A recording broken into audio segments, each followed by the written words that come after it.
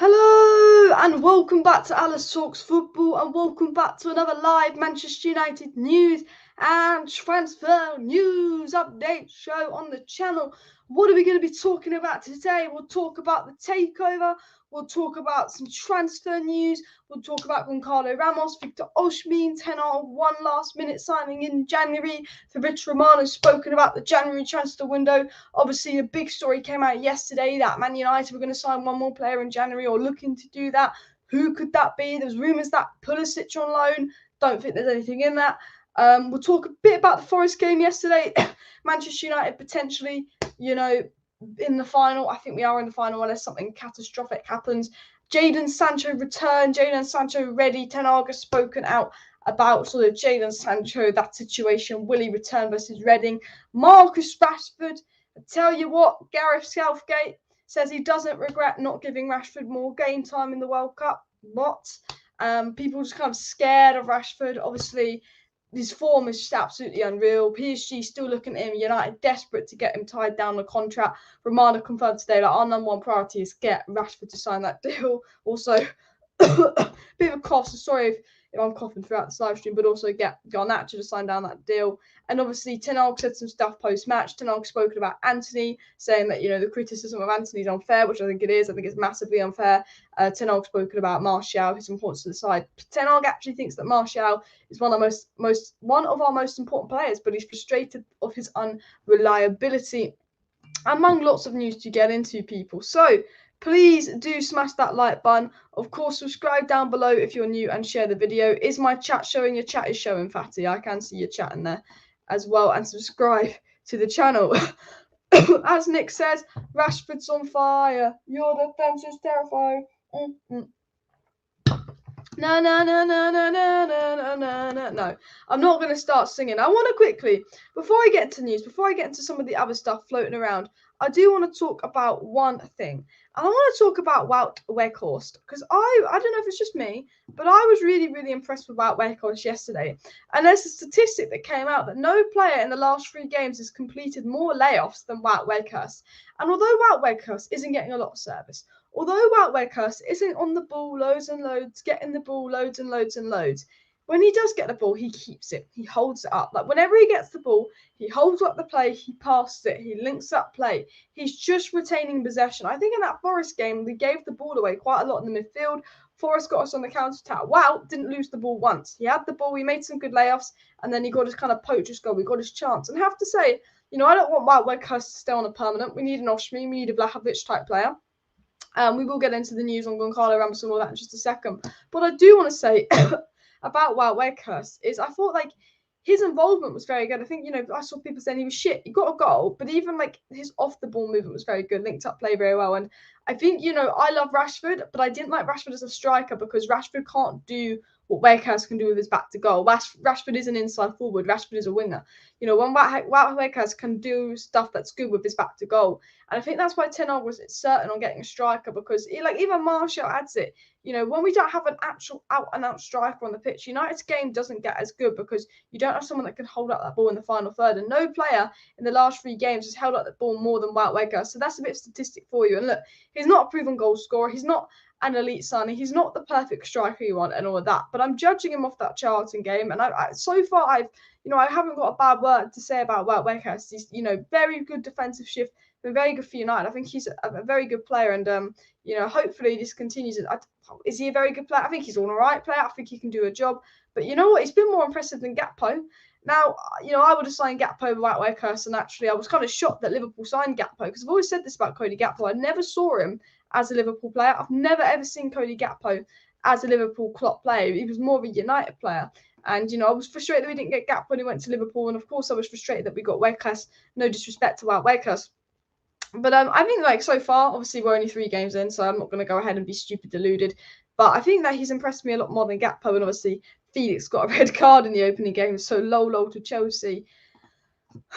Michael Jones said new owners needed ASAP, 100%. I will get into new owners in a second. I want to get into the Rashford Sancho news. Then I also want to get into some Romano transfer news in a second. But I just wanted to talk about yesterday's game in the opening 5 minutes. But Alex B said, Weghorst improving each match. Nothing amazing, but does the job. And I think that's the best way to say it as well. and feed Weghorst. We need to feed him. I tell you what I wanted to say actually, because bringing up Palestri, and I said this in my match reaction, Palestri put some really good crosses in. Well, he put one really good cross in. I like Antony, and I think Antony was good. I think Antony was getting really over-criticised yet again. But the one thing I like about Palestri and Sancho playing on the right that Antony can't do is because they're right-footed, if you've got a player like Weghorst in the box, they can put their first-time crosses in. Rashford's an inside forward. He plays on the left, he cuts in. Rashford doesn't create chances for the striker unless it's kind of intricate 1-2 play. Whereas if you have Sancho when he comes back, hopefully versus Reading, and we'll talk about that in a sec. If you have Palestri, right-footed right winger, Boosh can put that first-time cross into Weghorst when he's in the good position. Weghorst can get his head on it. Palestri put in a very good cross, and Weghorst came very close as well. I think Alanga, ended up getting that final assist for the third goal and on Bruno. But Palestri put in some good crosses, and I think, Antony's been decent. I think Antony's growing every single game, and I think, the one thing Antony needs to work on is his finishing. He had 2 or 3 really good patterns of play, but I do think that spot is open for Sancho as well. I think especially if Weghorst is playing, I think Sancho could deliver him some good crosses. And I also want to say, the front three we saw in pre-season, Sancho, Martial, Rashford, we've not seen that all season. We've not, and I still think it's mad. In pre-season, we saw a front three of Sancho, Martial, Rashford. And there's not one game this season we've started or had Sancho right wing, Martial up top, and Rashford on the left. Not one single game this season. And I just want to put that into context. Erik Ten Hag is basically third in the Premier League, having played, Arsenal and City twice, having played the hardest games, having, basically a Ronaldo that didn't want to be a Martial out injured all season. The fact that Erik Ten Hag never got to play his first choice front three in pre-season, which was Sancho, Rashford, and Martial once. The lack of depth, the fact that we are basically third place in the league, we're the only English team left in all 4 cup competitions, and also, not only that, but if you look at where we were last season, how poor we were last season, how far off the pace Manchester United generally were last season as well. If you add that all into, conclusion as well, I think what Ten Hag's doing is pretty incredible at Manchester United. I really do. I think he's not even had to play this front three yet. Obviously, we'll have Sancho back very, very soon, but he's not even had a chance to play that front three. The squad was awful last season. No one wanted to be there. There was fights. There was fallout. It's like a complete new mentality. He's not even actually had many attackers all season. Yet Manchester United is sitting there, very good position, looking very good for top 4, having played the hardest games. I think what Ten Hag's done, actually, when you sort of sit there and you deep it and you think about it, you go, actually, that's really incredible what Ten Hag's done as well. Antony needs time. He's still young. Antony is 22. He's been absolutely fantastic. I want to say this about Antony. Antony is 22. He's already got 5 goals. He was very heavily involved in the game. What Antony does, and Ten Hag spoke about Antony, is Antony's always involved in the game. There's games where your wingers will have a few touches, but Antony will always be tracking back.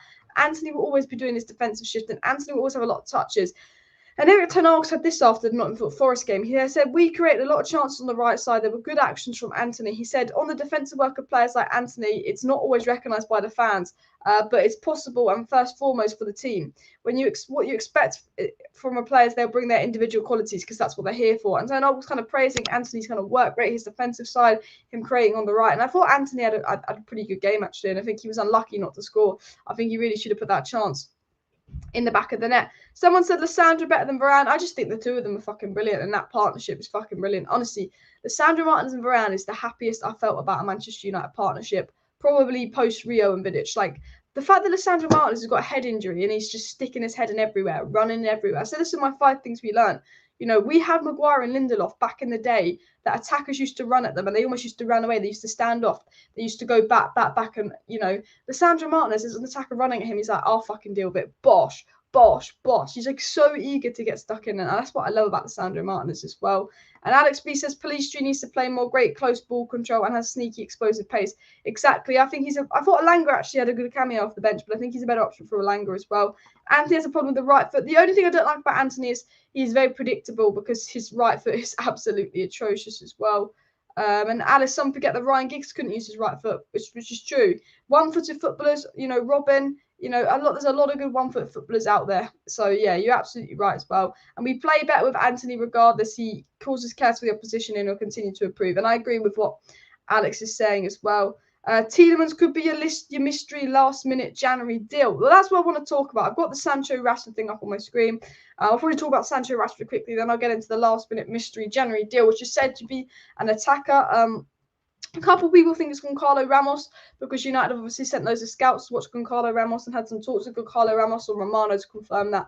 Obviously, we're looking at Goncalo Ramos, but that is for the summer because I know that anything involves a lot of money for the summer. I don't think Benfica will give him to us on loan. But I'm going to talk about the potential players that Man United will be bringing in on loan as a last-minute deal and the potential players they could do with. But first, I want you to look at my tweet. I said 24 goal contributions and 22 starts for Marcus Rashford. To put that into context, only Haaland and Mbappe, I believe, have more. And I think in the Premier League, only Haaland has more. He's got more than Salah now. In all competitions, 24 goal contributions, 22 starts for Rashford. I think he hasn't taken a penalty, or maybe he's taken like one penalty.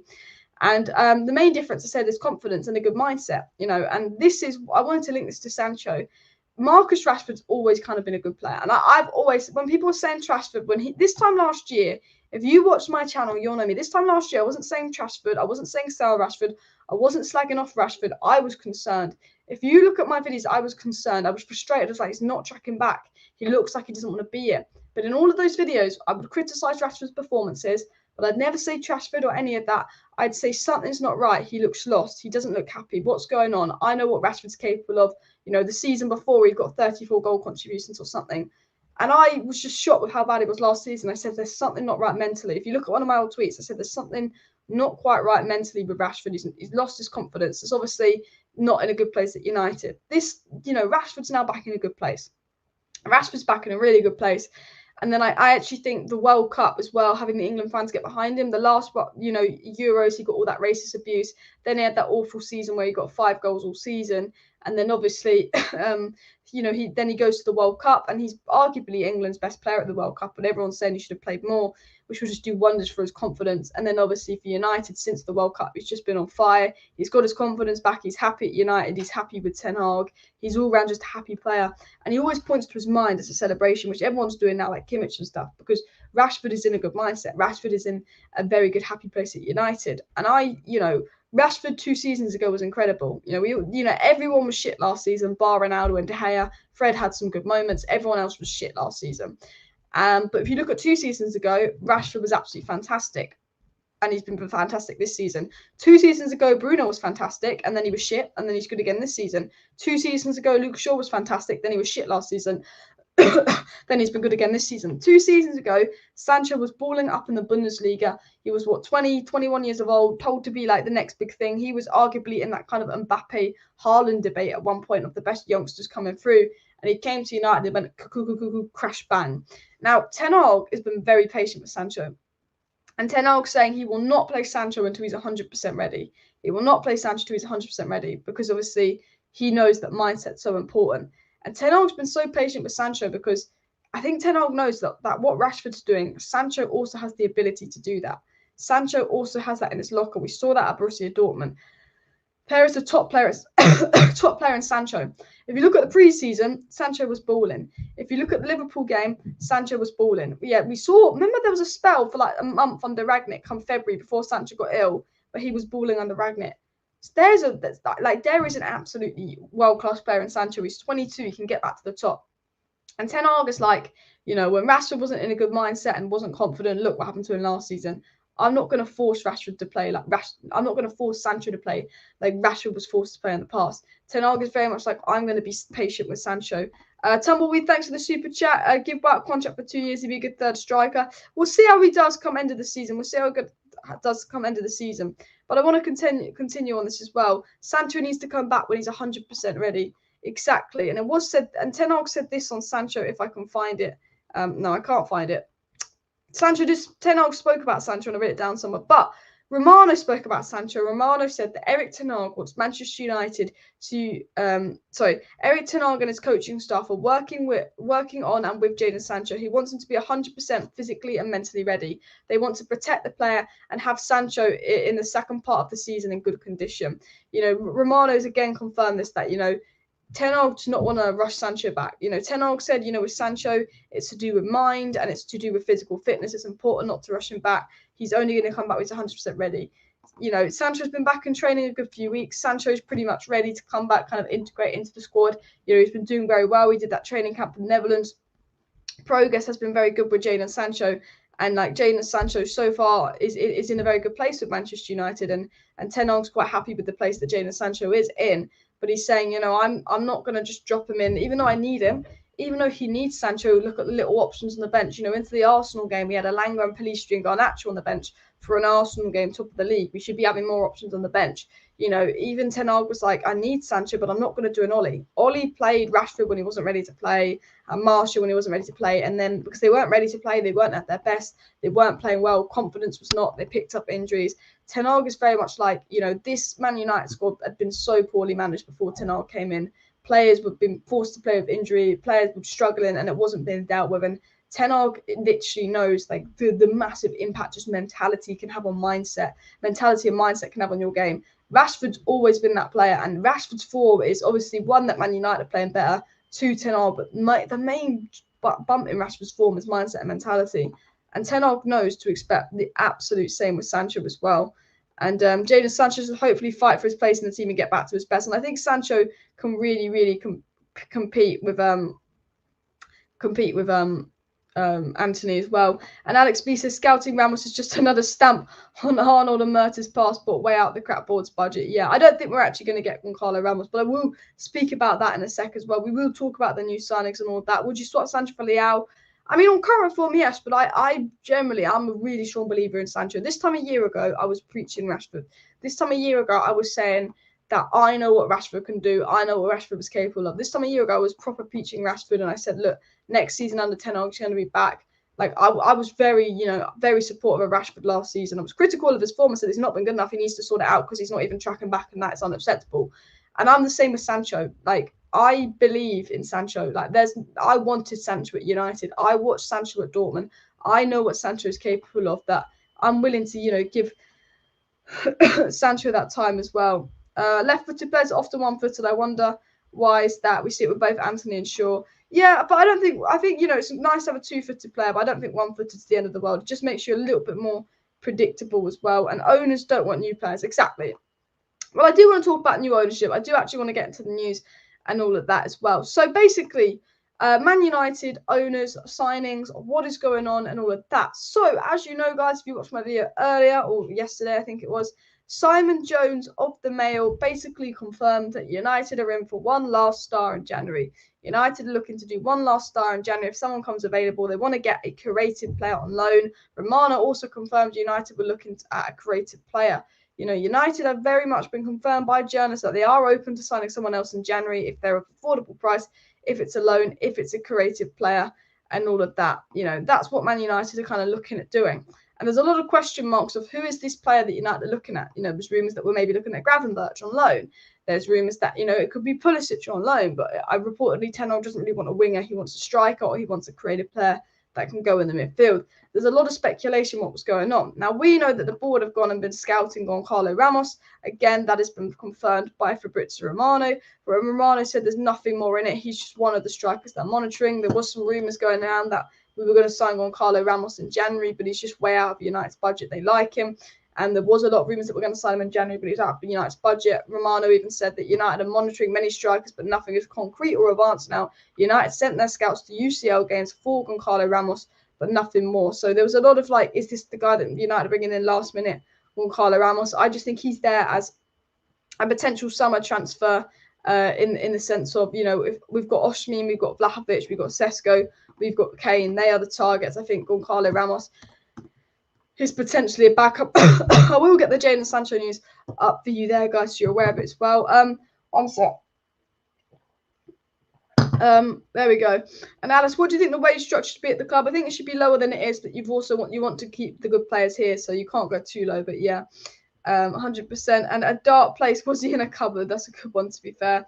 And Alice, I think the board are so inept that they will force Greenwood back with all the issues there are around him if England had him. And I'm going to say this about Greenwood. I said I wasn't going to talk about Greenwood again till November, because if you're aware of the Mason Greenwood situation, obviously we all know what went down, and then that was a year ago. That will be a year ago in 3 days. How quick is that?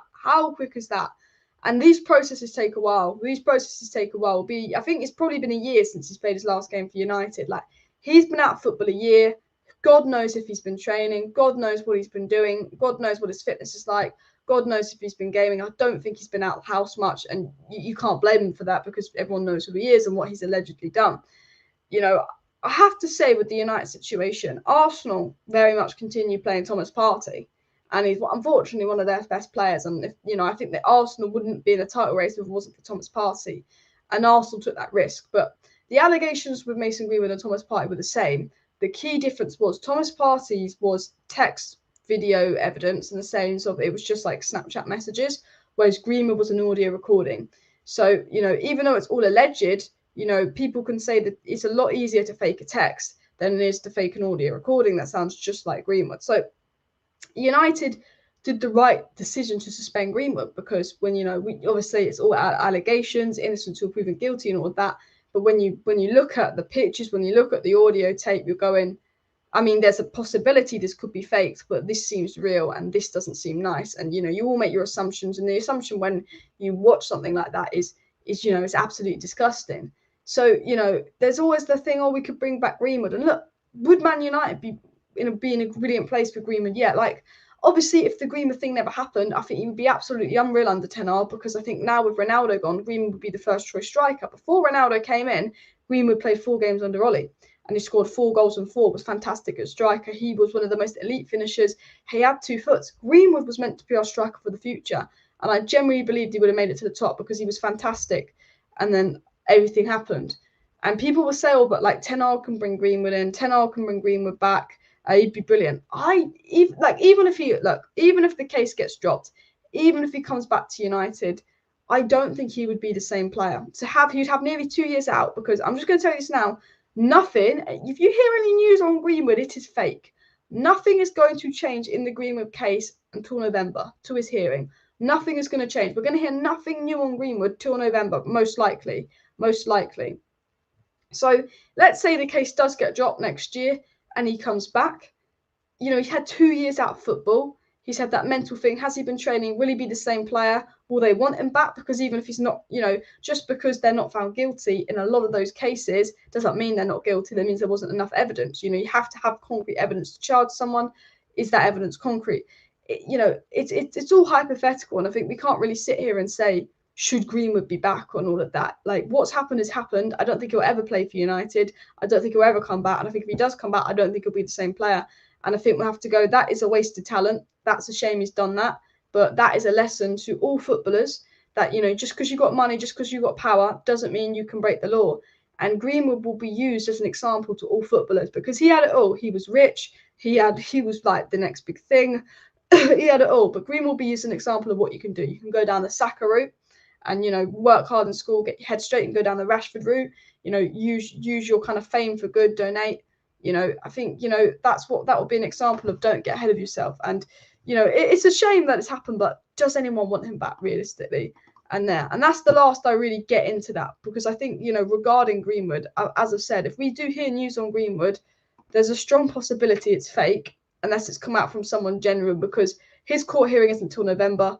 That whole book is kind of closed until November.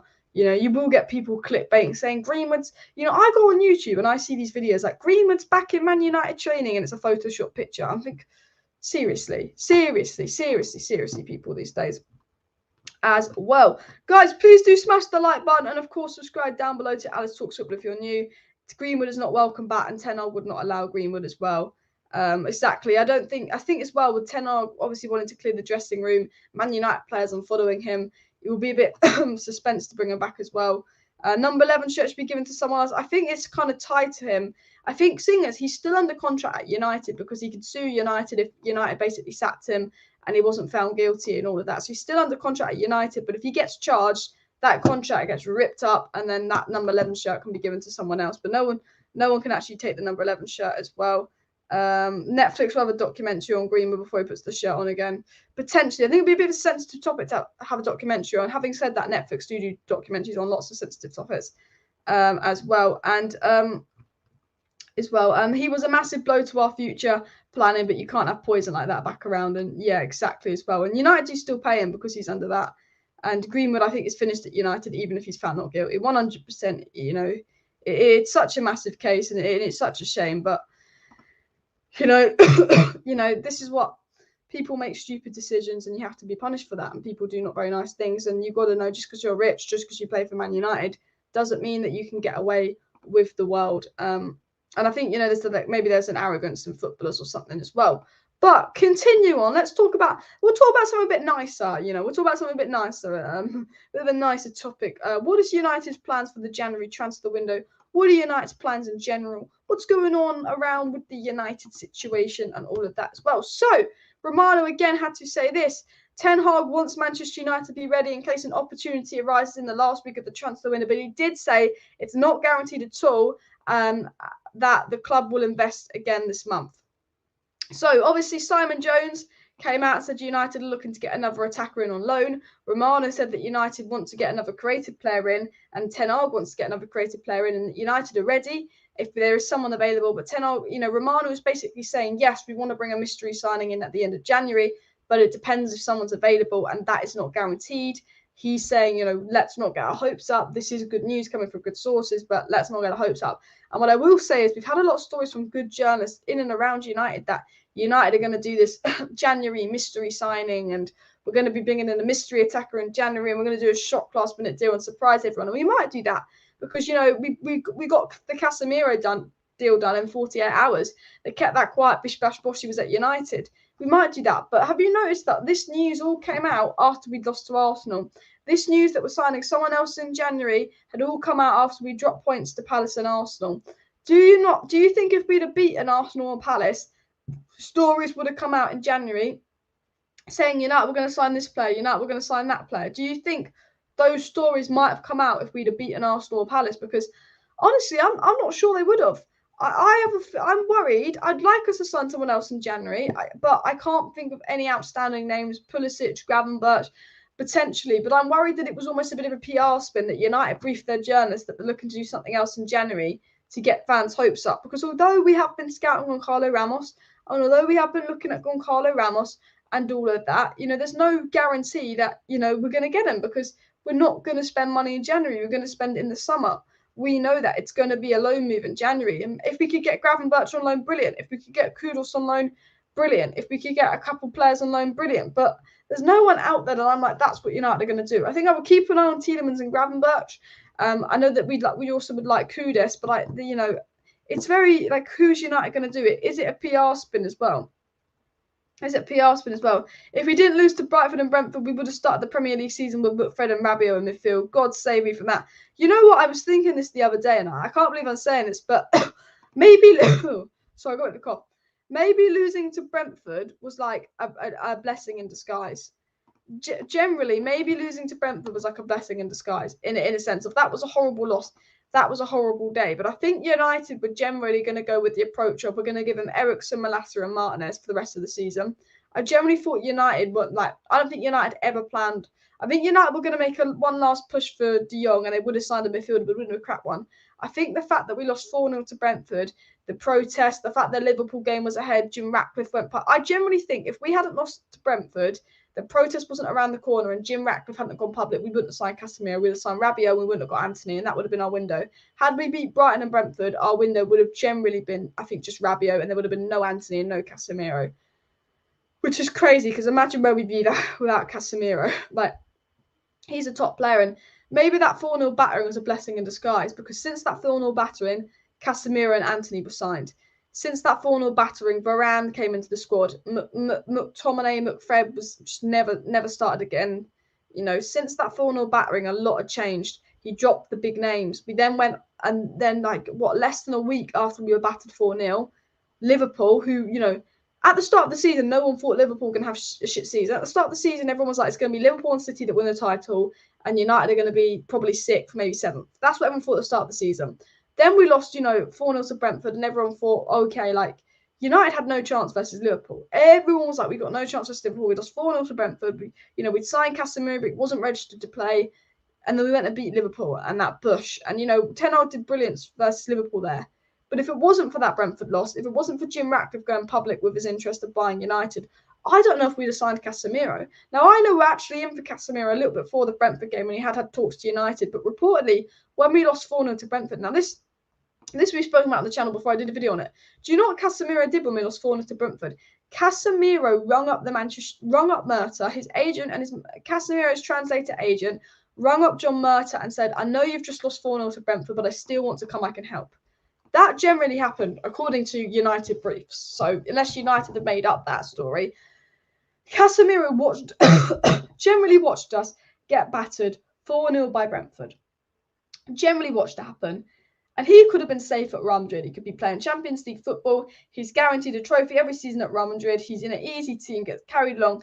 He could have played it safe at Real Madrid. He's 30, he's aging. To go to the Premier League, a completely new league, completely new language, at age 30, to a team that had just lost their first 2 games of the season, got battered 4-0, and looked an absolute mess. And to ring up John Murta and go, I'll still happily come, I can help you, I can change that. That is the elite mentality you need at United. And one thing that Casemiro brings, not just his ability, but his mentality. As I said, the mentality to go, I'm going to change that. The self-belief. Like, he's an absolute elite player, Casemiro, because he was not fazed one bit by the fact that we'd lost 4-0 to Brentford. He believed in himself. He was like, I'll fix that. I'll fix that. I'm a good player. I'm here to help that. He didn't want to take the easy option. He didn't want to, take the pussy option, easy trophy, easy life. He was coming here for a battle. He was coming here for a war. He was coming here because he'd done it all at Real Madrid. He wanted a new challenge, and he took that risk. I'm 30, but I believe in myself. And the mentality to do that, the bravery to do that is what you need, a winning mentality. When you're in your worst phases, when you lose, it's how you bounce back. And Casemiro, he wasn't fazed by the loss because he knows you can bounce back. And I think United, they lost to Brighton, they lost to Brentford. And I think just bringing in Casemiro and having Ten Hag's mentality and the Sandro Martinez mentality in the dressing room, I think really helped that bounce back. I think going, from Brentford into Liverpool, and luckily we beat Liverpool because that really set us off on the right foot. And I think that Liverpool win did so much for us mentally as well, that put us in the right foot. And then you had Casemiro coming in on top of that, and then you obviously had Anthony coming on top of that. But I have to say, Casemiro, like, what a freaking player, people. What a freaking mentality. And imagine if we hadn't signed him, it would be mad as well. Gareth says, surprised Murta's phone was on. It feels like Murta didn't work half the summer. I know, it feels like Murta didn't work half the summer as well. He just likes, as Alex was saying, he just likes to go to a few countries, stamp his passport, doesn't do any work. I want to talk about Chisea, actually. I think this is a made-up story. I think this is just paper talk for some clicks. I think someone just wants some clicks. It said that Manchester United are interested in acquiring the services for Juventus star Chisea. Again, I think unless someone reliable gets on this, I think this is just for clicks. I think he's a good player. I think Juventus will have to sell players, and I think United need reinforcement in attack. But I think if we're going to go for anyone from Juventus, surely we'd be investing our time and money into Vlahovic as well. Casemiro sent them a text, tell them I'll fix this. Literally, Casemiro, best DM on the planet, 100%. I don't know why he's getting compared to Partey and being told Partey's clear. Like, come on. Like, what's, Casemiro's one. Oh, Alice, do you think you'll sign Chiesa or Vlahovic? I think Vlahovic is more likely. And Rabiot could work out on loan, but Romano said he isn't going anywhere this month. Yeah. I think Rabiot's not that bad of a player, but he was not what United needed at said time. But I think now you've got Casemiro in, Rabiot next to him is not the be-all and end-all, just depending on his mentality. And if fans were crying out for a quality DM, then why didn't the board and previous managers see that? You know what? This is one of my favourite things about Ten Hag as well, is we've been crying out for a CDM for so long. Under Ollie, we were crying out for a DM. I'll get Ronaldo, Varane, and Sancho. The season before, we were crying out for a DM. I'm going to get Donny, who I'm not going to play, Cavani last minute, and Amad Diallo that's not going to play. Ollie just didn't think like strategically, did he, at all? He was like, I'm just going to get what I'm given and see how much money they can spend on me. Ten Hag thinks strategically. Ten Hag's got a plan. He's like, okay, we need a fucking DM. Ten Hag watched the first 2 games of the season and said, okay, fuck De Jong. This is annoying. Get me a freaking DM. Ten Hag watched those first 2 games of the season, was like, I need a DM now. Because Ten Hag, unlike Ollie, and Ollie was a bit of a wally with this, knew that this team, that McTominay, after 2 games, he's not a DM. He's shit. Ten Hag was like, I need to sort this out. And Ten Hag was spot on. Chiesa is horribly injury prone. We've seen the dangers of that in recent years. Exactly. We don't want Martial 2.0 on the right wing. I would say avoid injury prone players as well. We're 69 likes away from 200 likes, guys. So look, 600 people watching. I'm sure 69 of you can smash that like button. And look, it's number 69. It's a lucky number. So might as well hit that like button. 69 likes away from 200 likes as well. And Rabiot's not for United, plus he'll have his mother on the touchline. I have to say, Rabiot's mum, top G. Rabiot's mum's top G. Do you know why? Because if Rabiot's mum didn't demand such high wages for a pretty much average, okay player, he would have come to United and we'd never got Casemiro. Rabiot's mum was like, nah, this guy's got to be on the same pay as Ronaldo, my boy Rabiot, la-di-la-di-la, Veronica Rabiot. You've got Veronica Rabiot, you know, she deserves more credit than John Murr because she's the sole woman responsible for us getting Casemiro in the door. You got to love her as well. We need Vlahovic due to deduction. Yeah, I think due to Juventus' points deduction, they won't get top. I think if we get top 4 and Juventus don't get top 4, we'll get Vlahovic or Real Madrid will get Vlahovic. I think it will be between one of those as well. Ollie Smile ruined my life. I just think Ollie was too invested in McFred, and that's what cost him. Did you see the fake tweet? Someone made a fake tweet and said Ollie will take the Everton job if he can sign McFred and McTominay. Sorry, McFred and Maguire. And I thought, please, you know, if you want to sign McTominay and Maguire and take them to Everton, Ollie, please do. On loan, wouldn't mind Rabiot right now, but wouldn't commit beyond that. And I agree with Alex on that. I mean, I think we need someone in midfield for the next 6 months. Kind of like Weghorst. When we signed Weghorst, I was like, all right, we need a striker for 6 months, better than nothing. We need a midfielder for 6 months, better than nothing. But I think long term, I want to be getting Enzo Fernandez, Frankie de Jong, potentially Jude Bellingham. I quite like Kone. I quite like Beneco of AC Milan. I quite like Maxim Kakare, but they're not as established as obviously the first few players mentioned as well. Free Rabiot's mum. Rabiot's mum is the top G at the moment. I have to say, she's one of the reasons that we've got the boy Casemiro. Guys, please do smash that like button and of course subscribe down below. If you're new, I want to talk about new owners. I want to talk about the takeover. I want to talk about some shit going around, bishy bashy boshy. Basically, in the realms of Manchester United news, there was a report that came out today that basically Man United owners, Joel and Abraham Glazer, might not sell the club. And I did a video on it, and I think I should have been a bit more clear in the video. So, we've had reports that, you know, Man United full sale confirmed, and then we have reports that, the full sale might not happen. This is the situation, okay? Very obvious. The Glazers stay or the Glazers go. Because the Glazers need money, yeah? But someone could come to the Glazers and be an absolute twat and say, hi, Joel, I want 25% of Man United. I'll give you $2 billion for it. I want no power in the club. I'm going to give you all the money you need so you can stay on as owner for the next 10 years. Bosh. That could happen. Now, I don't know if anyone on this earth is stupid enough to do that, but there are a lot of stupid people on this planet that make stupid decisions. A lot of those stupid people on the Manchester United board and don't have the money to make an offer, thank God. But there are a lot of idiots in this world. And there are people, American investment companies, people in the Middle East, interested potentially in having a partial stake of United.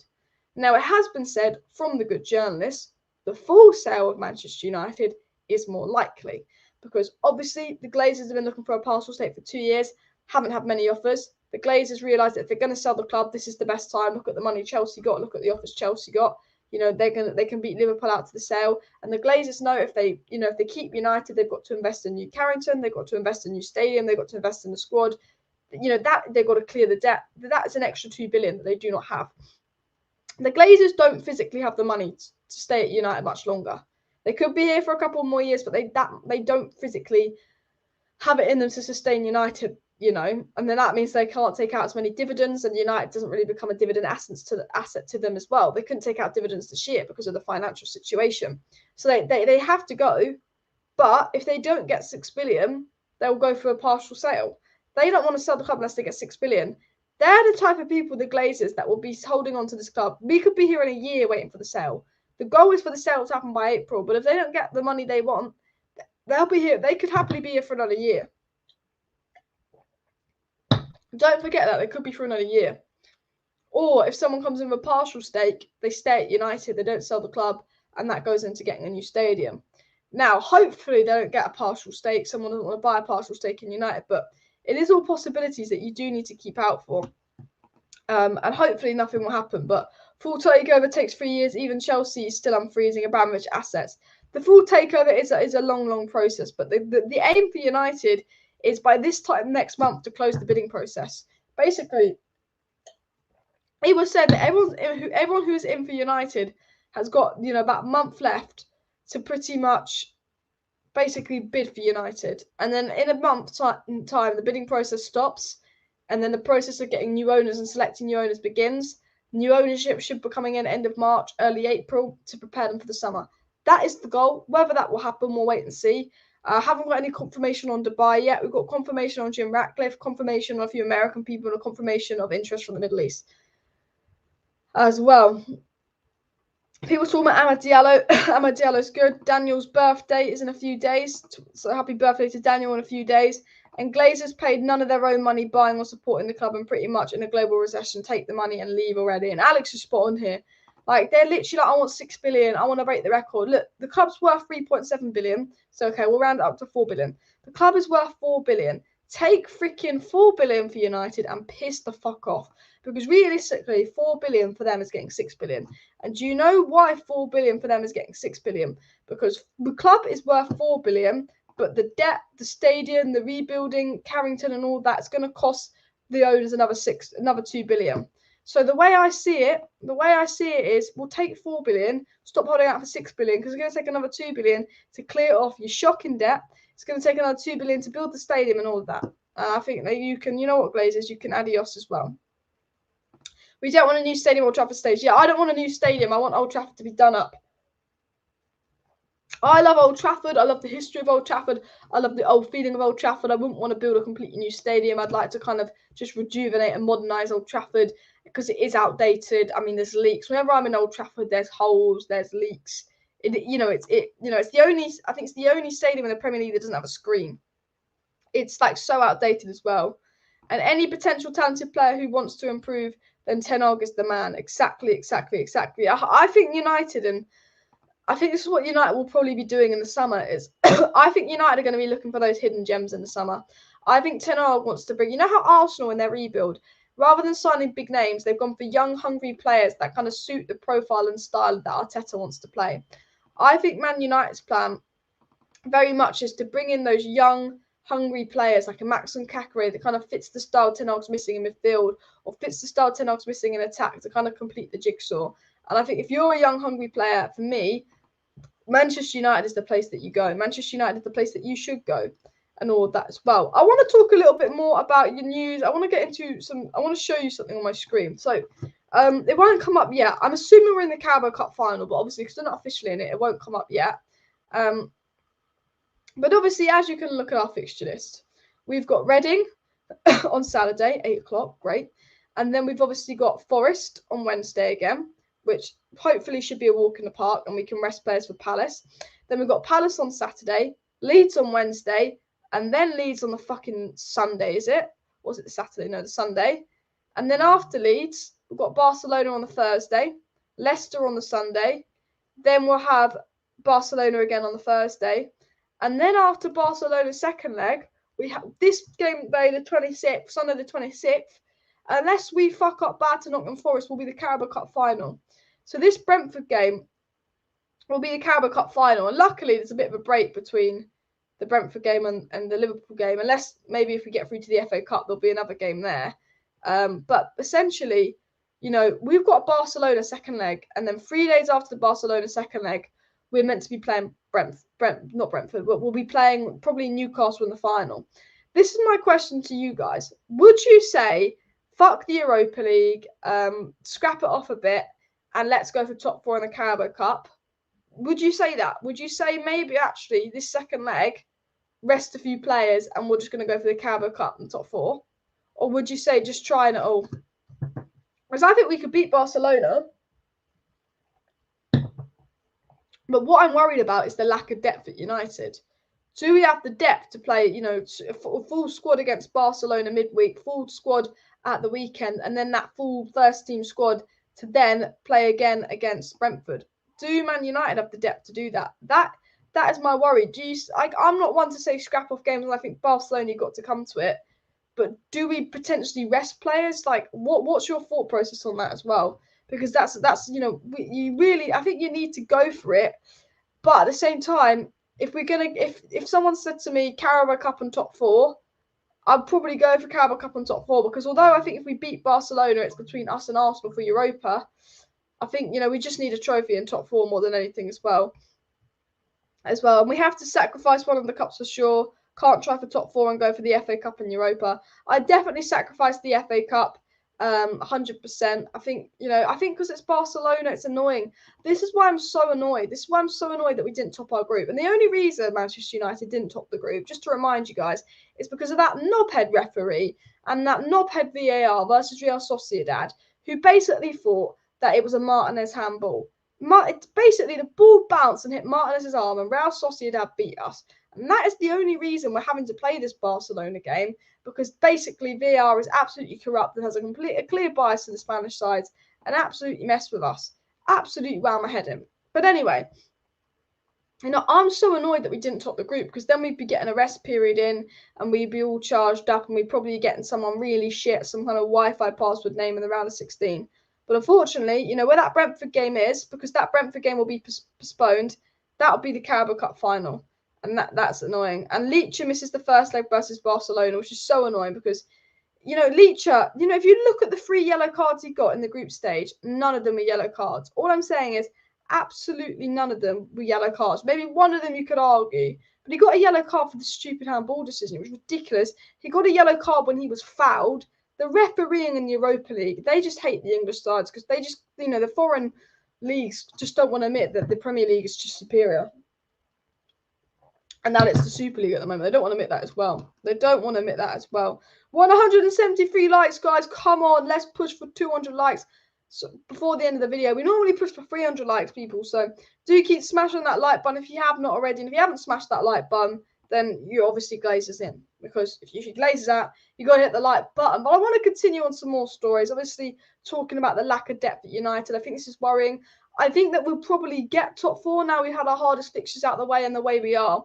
But I do think if we don't get top 4, you cannot turn on Ten Hag. You cannot blame Ten Hag, because if you look at I think actually I want to show you a tweet if I can find it.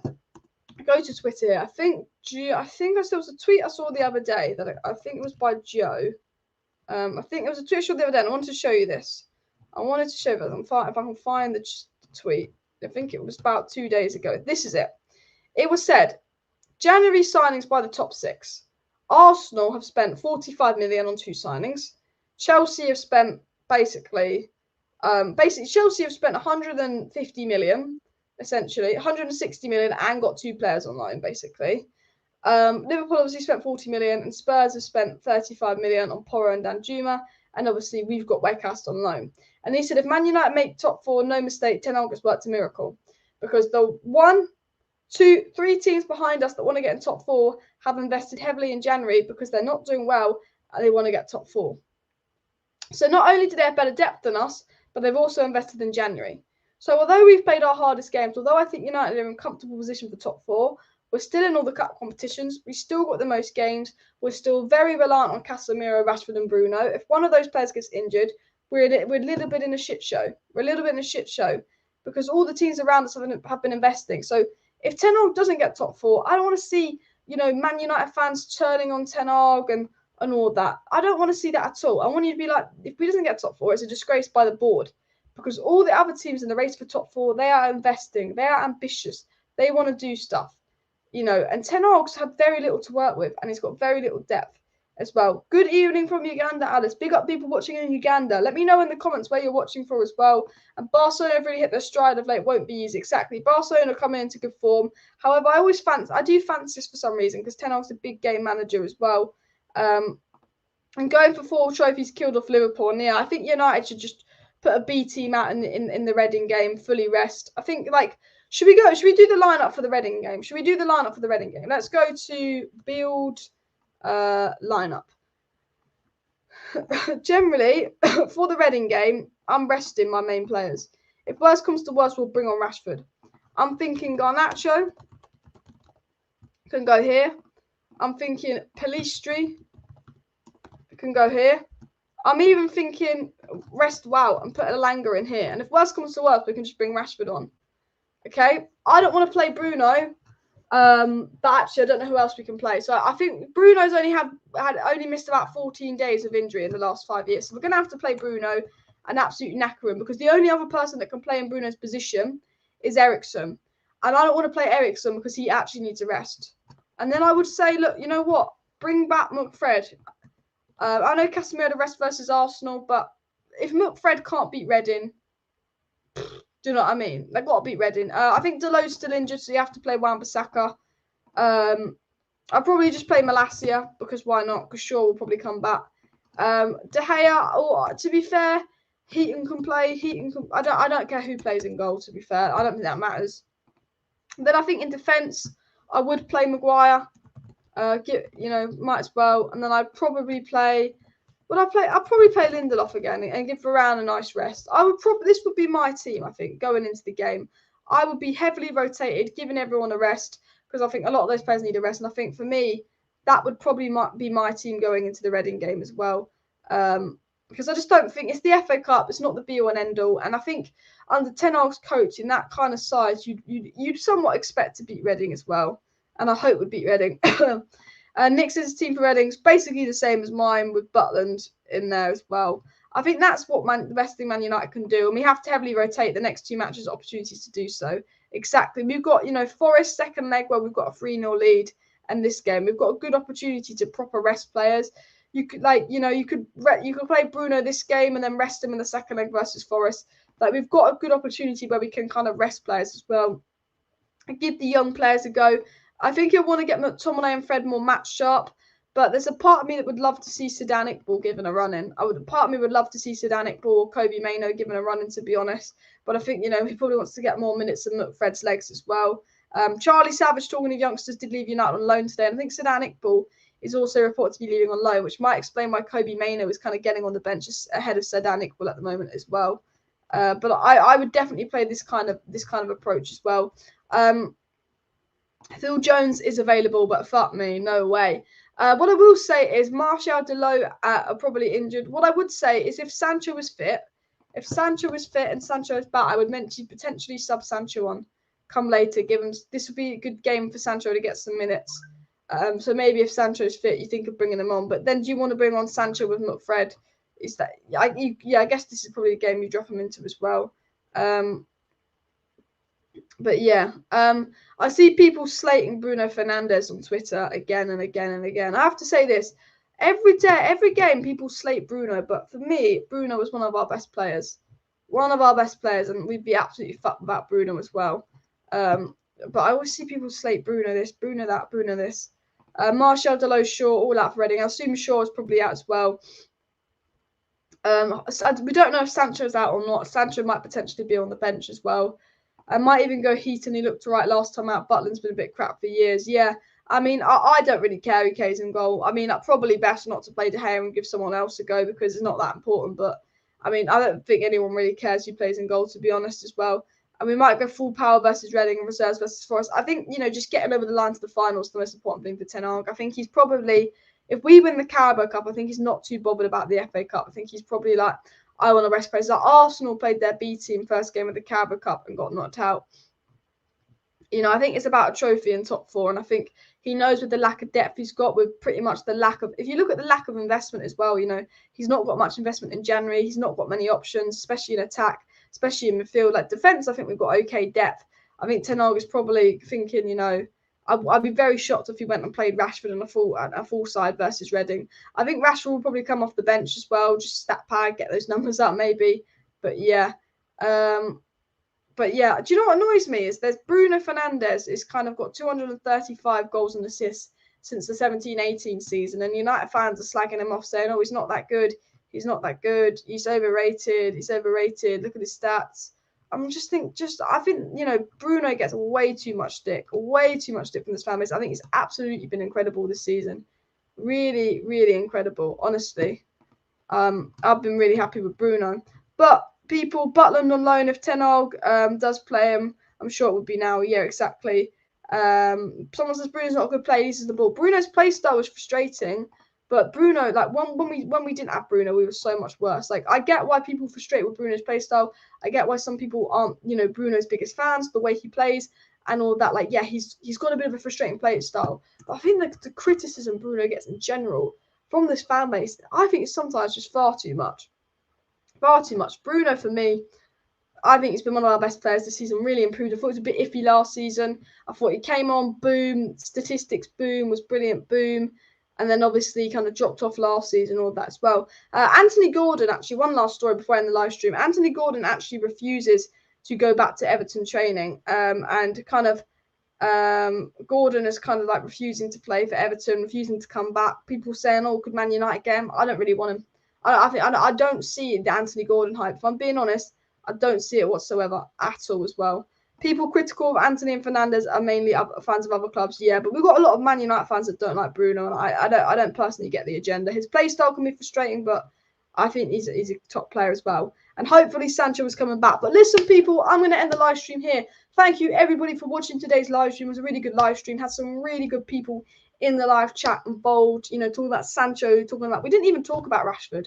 I'll put the title, Big Rashford Fear, and talk and say what Southgate said on Rashford, but people just kind of fearful of Rashford as well, but we didn't even get into that. But it was a really good show, talking about Reading, talking about the potential transfer news, people we're scouting for the summer, the ownership and more. So I want to thank everyone for watching. If you just joined the live stream, just scroll back to the beginning if you've missed a bit. Smash a like on your way out. Smash a subscribe. See you next time. We'll be back live tomorrow and a video tomorrow morning. Smash a like on the way out, and bye.